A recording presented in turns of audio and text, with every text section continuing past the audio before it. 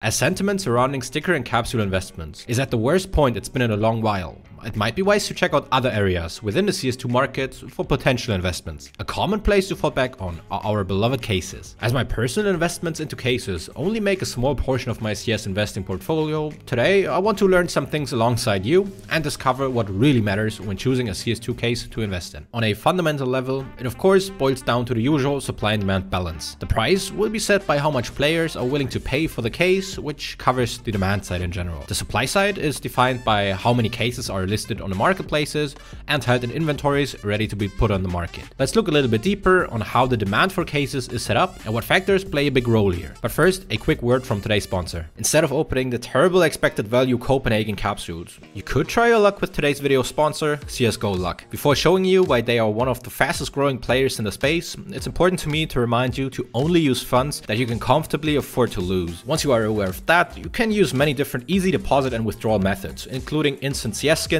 and items or crypto, for example. Having many of the most popular game modes like case battles, crash or case openings, they do provide an authentic experience with daily free cases. The more you level up, prices and even leaderboards. If you want to try CSGO Luck for yourself, make sure you use my code RIZZLE or the link in the description for 3 free cases. Please remember to play at your own risk. Thank you for your continued support and thanks to CSGO Luck for sponsoring the video. Just as with stickers, there are 2 main demands to consider. First is the investor demand. That also seems to be increasing in recent times, as seen with increasing volatility for case prices. This demand is hard to really quantify. Second, and more importantly for long-term success, we have the consuming demand, which effectively removes supply through case openings. As investor demand is at least somewhat linked to consuming demand, we focus on this one more for today. Here we can see the approximate case unboxings in the last 30 days. As we can see, the active cases naturally have the most unboxings. However, I do believe there are varying reasons going on here, which causes the significant differences in unboxings between some of them. Notable are also the clutch case still seeing good amount of unboxings, even though it's been out of the active drop pool for a while. It has been in it for long, has a relatively low price and very desirable high-end gloves. Prisma 2 and Danger Zone also show pretty decent unboxing numbers.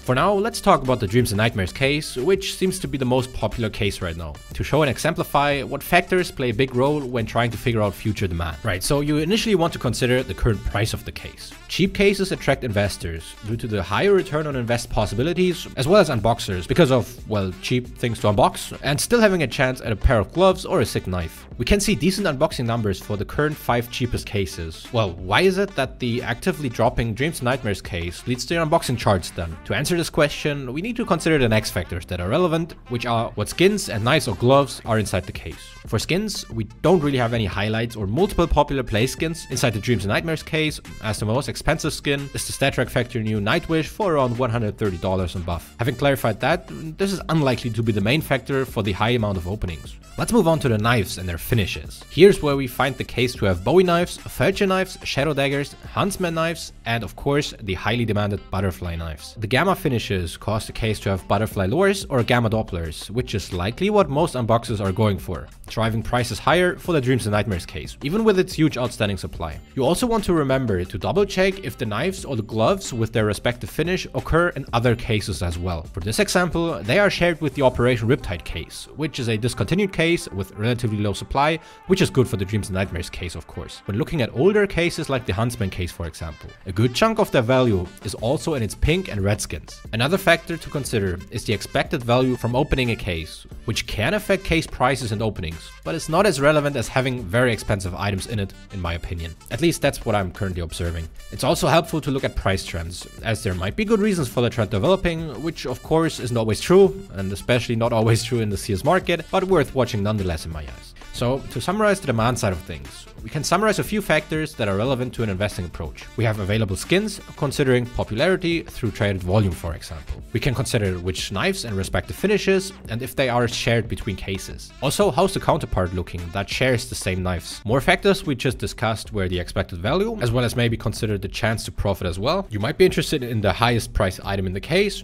the current price point of course, and the trend and general market and player-based developments. Okay, so that's everything for demand, at least everything I can think of right now. If you have anything else, of course, add it in the comments, please. Now, time to move on to the supply. Here we initially want to consider how the case was able to be acquired and if it's still able to increase in supply. Following that, it's important to know whether or not the case is currently still in the active drop pool or has a high chance of being removed next. If it's currently in the drop pool and has been there for a while, it's likely to be among the top 5 most supplied cases, with the exception of the current newest kilowatt case, of course. These cases will continuously see growing supply, larger than the confirmed rare cases. What's also to be considered in my eyes are not only the duration of the case in the active drop pool, but also the play numbers during the times the case was dropping actively, which could change the supply numbers a good amount. Case investing has good reason to be as popular as it is. It's a relatively safe investment if you don't just randomly choose cases, and the investment doesn't require a lot of monitoring. If I have forgotten any factors for case investing, please do let me know in the comments below so everyone can learn. Feel free to let me know which case you believe to be the best investment currently in the comments below. Thanks for spreading your knowledge, and thank you so much for watching. Remember to like the video if you found it interesting, and I'll see you in the next one. The 3K subs giveaway is still ongoing, and I'll add 10 Copenhagen Contenders capsules to the prize pool as well. Subscribe and like the video to enter.